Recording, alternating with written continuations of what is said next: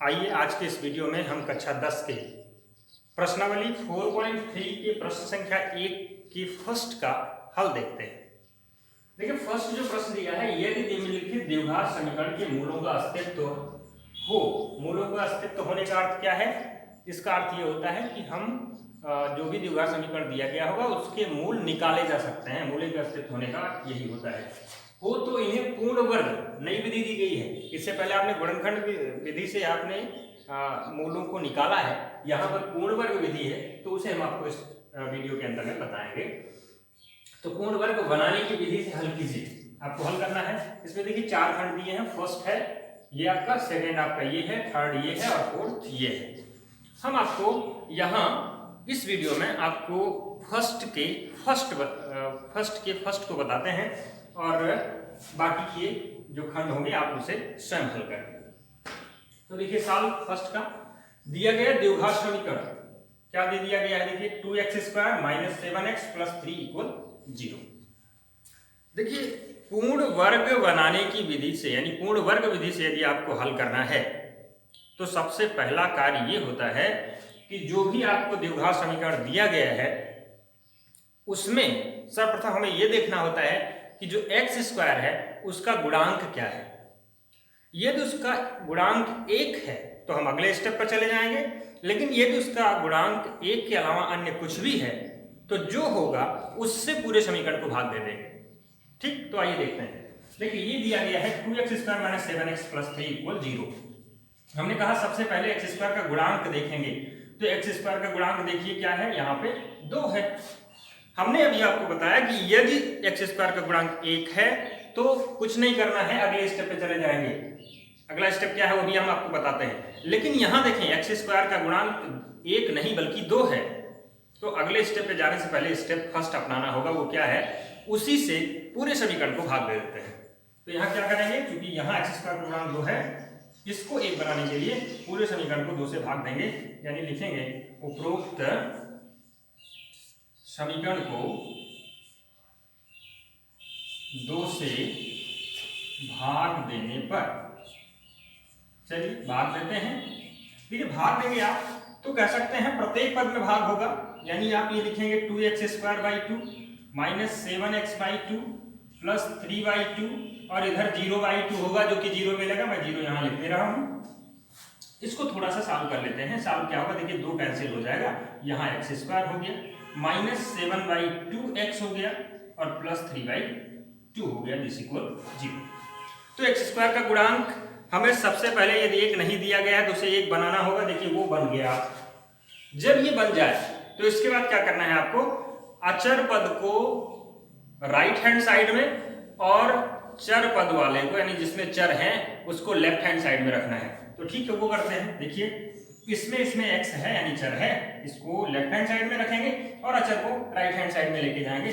चलिए वही करते हैं। ये आपको हो गया x² - 7/2x = -3/2। ये भी हो गया। अब तीसरा चरण क्या है? तीसरा चरण ये होता है कि यहां पे ये देखना है कि x का गुणांक क्या है। x का गुणांक जो होगा, देखिए बिना चिन्ह के लीजिए या चिन्ह के लीजिए, कोई दिक्कत नहीं है, लेकिन ध्यान दीजिए x का गुणांक आप बिना चिन्ह के ही लीजिएगा, ज्यादा सुविधा रहेगी। वैसे चिन्ह सहित ले लेंगे तब भी कोई दिक्कत नहीं होने वाली है। तो x का गुणांक बिना चिन्ह के क्या है, वो है आपका 7/2। तो ये देखेंगे तीसरे स्टेप में कि लेफ्ट हैंड साइड में जो x का गुणांक है उस गुणांक को कहीं अलग लिख लीजिएगा रफ कार्य में आपके समझने के लिए, और उसमें 1/2 से गुणा कर देंगे। क्या करेंगे? 1/2 से गुणा कर देंगे।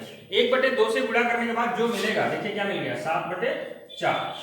अब जो मिला है गुणा करने के बाद उसका वर्ग करेंगे, यानी इसका वर्ग कर देंगे और वर्ग करने पर जो मिलेगा उसको हम दोनों तरफ जोड़ देंगे। ठीक, बात समझ में आई? क्या करना है, सब तीसरे स्टेप में आपको x का गुणांक देखना है बिना चिन्ह के। जो भी गुणांक होगा उसमें 1/2 का गुणा करना है। गुणांक ये था, इसमें 1/2 का गुणा किया हमने, जो हमें मिला उसका हमने वर्ग कर दिया। तो वर्ग करने पर जो मिला उसको दोनों पक्षों में जोड़ देना है।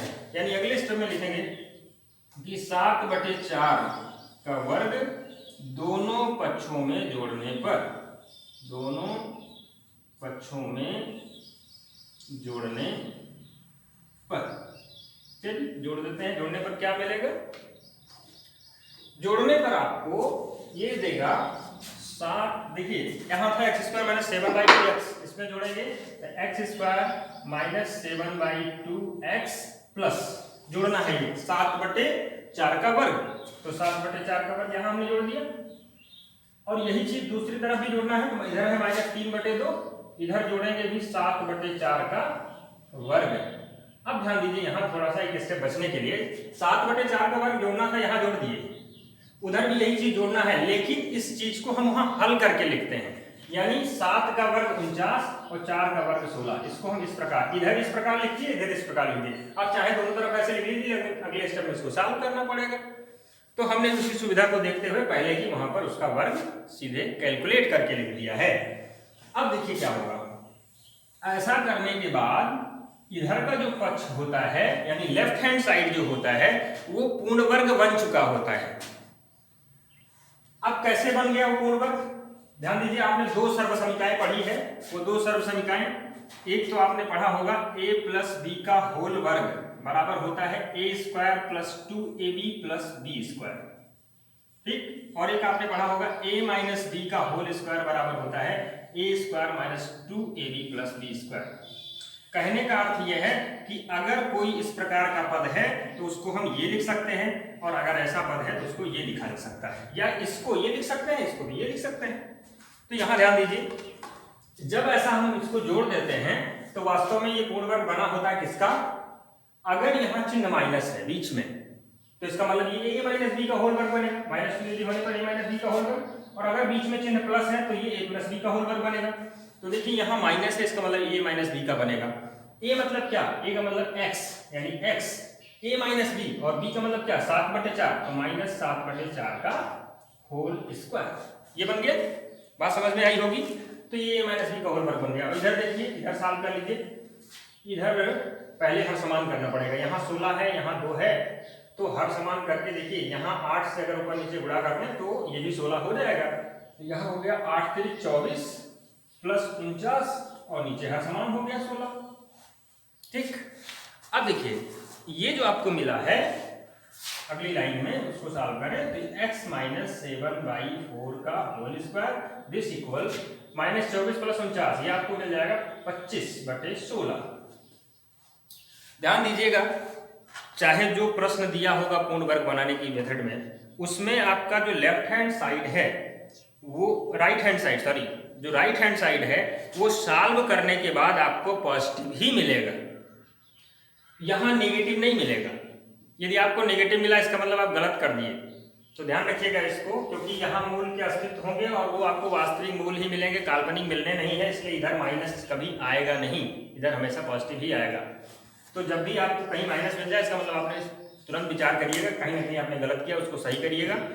अब देखें अब क्या होगा, इधर वर्ग है, उधर संख्या आपका 25/16 लिखा है, इधर से वर्ग हटाएंगे उधर वर्गमूल हो जाएगा। तो देखिए x माइनस 7/4, इधर का वर्ग हटा, उधर वर्गमूल लग गया। और जब किसी भी संख्या का वर्गमूल निकालते हैं तो वो संख्या प्लस माइनस 2 मूल देता है। वर्गमूल वास्तव में क्या होता है, जैसे आप मान लीजिए लिखा है x² बराबर 4, तो इसको लिखते हैं x बराबर प्लस माइनस 2। 4 x² बराबर 4 दिया है, ये द्विघात समीकरण है और इसके 2 मान होंगे। आप पढ़े हैं कि जो कोई भी द्विघात समीकरण है उसके 2 मान होते हैं, तो चूंकि ये भी द्विघात समीकरण है, इसके 2 मान होंगे, तो यहाँ पे वही चीज स्पष्ट है कि ये जो मान मिलेगा आपको प्लस माइनस 2 के साथ मिलेगा।